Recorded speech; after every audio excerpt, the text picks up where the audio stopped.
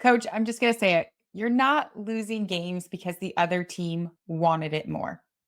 You're losing because your team isn't mentally prepared for when the challenges hit, for when the tough times come, when they make a mistake, when the momentum shifts, when the pressure is on.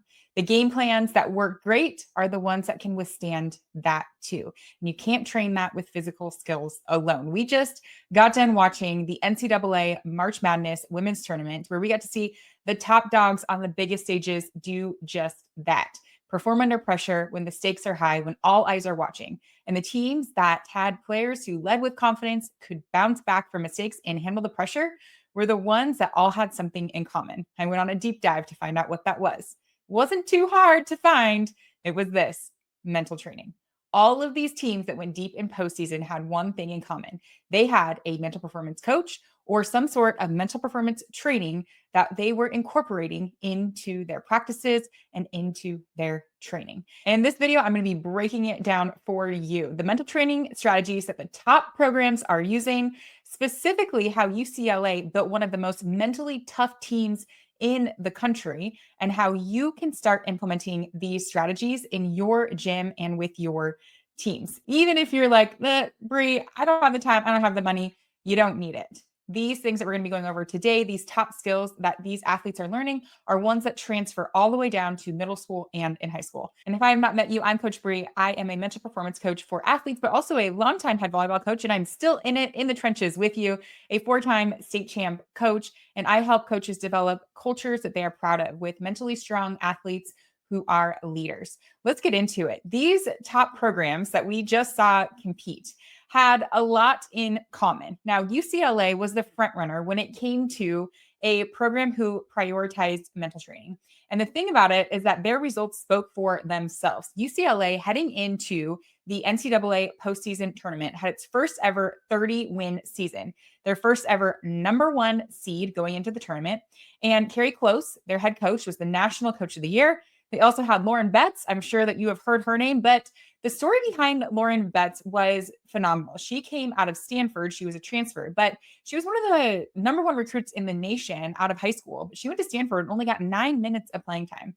At the end of her freshman season, she was at an all-time low. It was quoted that she said her confidence was very low. She wasn't playing how she wanted to play. She entered the transfer portal, went to UCLA, and this last season became an All-American. Heading into the postseason, she is the leading scorer, averaging 24 points a game. So what happened here? The difference, something called Mind Gym. So Coach Close, Cori Close, when she took over the program in 2011, highly prioritized the mental side of the game. Mental training was part of the foundation of her coaching, and specifically something called Mind Gym. And in all the research around UCLA, and a lot of other programs had this in common as well. All the teams that went deep into the postseason had some sort of training system like this. But their Mind Gym, we're actually going to be breaking down in this video what it is. What are the top 3 skills that Mind Gym is teaching them? And when I say Mind Gym, it's just like the gym where you get better at your physical skills, but for the mind. So they met with a mental performance coach once a week for about 25 minutes. They had different activities that they were doing. And then there were other specific things that they were doing to help train their mind so that they could perform under the pressure, under the big lights. And so that players like Lauren Betts could go from low confidence, not performing well, to a 24-point leading scorer, All-American player. One of the common things that all of these teams that went deep into the postseason and prioritized mental training did was visualize. And inside UCLA's gym, they would start their practice with 3-minute highlight reels. I'll talk about what that is in a second, and a highlight reel visualization. Now, this is really cool. What they would do, they would actually sit down and watch film of themselves for 3 minutes. So players would have their own individual little film session of themselves for just 3 minutes of them making good plays, of them playing well. And this is really important because a lot of times athletes' self-image and how they see themselves is not very positive. You see this with your athletes, they do a lot of really great things, but then they can't stop focusing on the one thing they did wrong.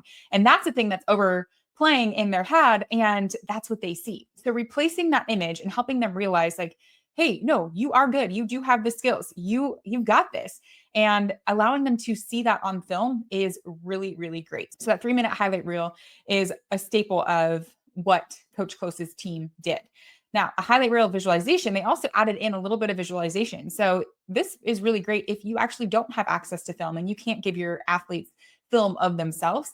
they can visualize themselves. So having them recall their best playing moments, even if it's like their top 5 best playing moments, and then having them replay those moments in their brains so that those are top of mind is really going to impact how they see themselves, how they go into practice, how they go into training situations, how they go into games when they're remembering and they're keeping top of mind the vision and the image of themselves playing well. You can do that with your athletes in your gym, sitting down and having them write out their top 5 best playing moments and then walking them through and just having them see that and having them visualize that is a really great way to kind of get those things into their subconscious. The next skill that was so important in all of these teams and all the mental training strategies was self-talk. How athletes are talking to themselves is so important because we know that thoughts create feelings, feelings create actions or inaction, and action or inaction creates results. So literally what they say to themselves becomes reality on the court, in the field, wherever they compete. So individual affirmations were key inside the UCLA gym. Identity beyond performance. So their coaches were trained in how to make sure that they are highlighting who their players are beyond just their performance. And then this key thing that they were telling their athletes is that you will never outperform your self-image. You will never outperform your belief about yourself. That sets an athlete's ceiling. It doesn't matter how much their parents say they're great, how much you say like you are very talented and you have the skills. You're probably saying that to your athlete.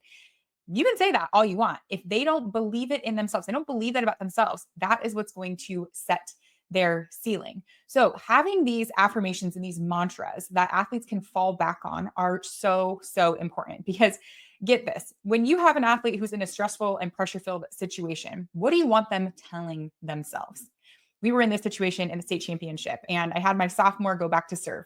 She was first year on varsity, first time playing in a state championship tournament. We were in a situation we were fighting for the comeback, and she was serving in a situation where if we missed our serve or we lost that point, we would be done. The other team was going to win state.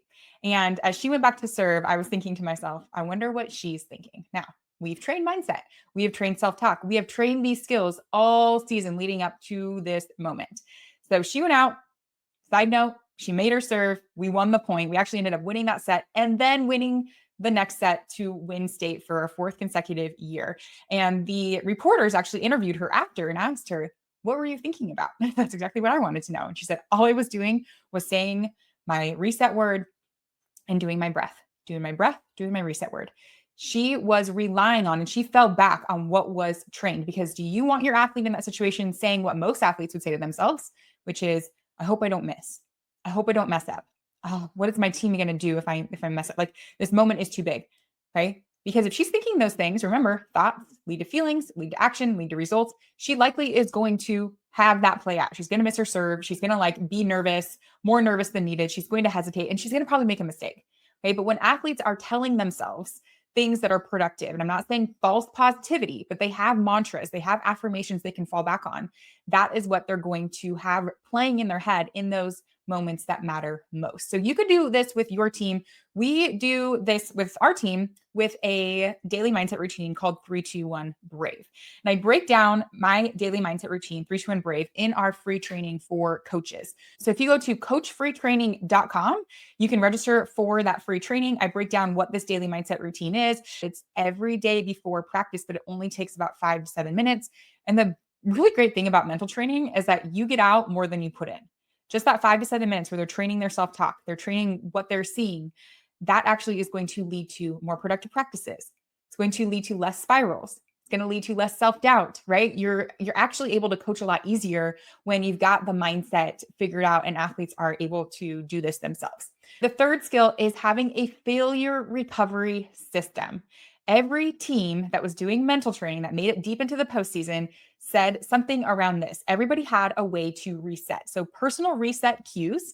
They also practiced their mistake recovery and their teammates supported it. So those were kind of like the 3 main things around failure recovery is that every athlete had some sort of personal reset cue. For us, if you have listened to any of our content, you've heard us talk about the snapback routine.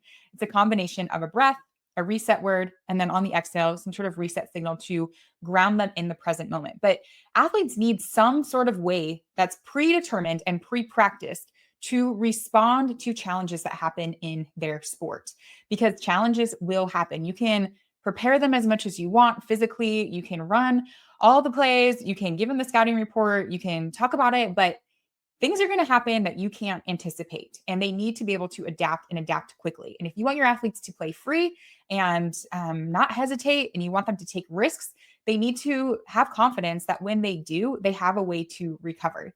And so, having some sort of failure recovery system, like I said, ours is called the snapback routine, is so important. And if you want to learn more about how to help your athletes recover fast, including the snapback routine, I actually have a video that you can dive into this even more. So if your athletes tend to spiral, if they tend to hesitate, if they get in their heads after a mistake, I want you to watch this next video because this is going to break it down even further for you so that you can teach this skill to your athlete. Because these skills, visualization, self-talk, and a failure recovery system, these are the top three things that are the common threads between all of these teams that made it deep into the postseason, specifically with the front runner of UCLA, that team that is leading the pack when it comes to mental training. So if you want to learn more about specifically the failure recovery system, which makes a huge difference, head on over to that next video and I'll see you there.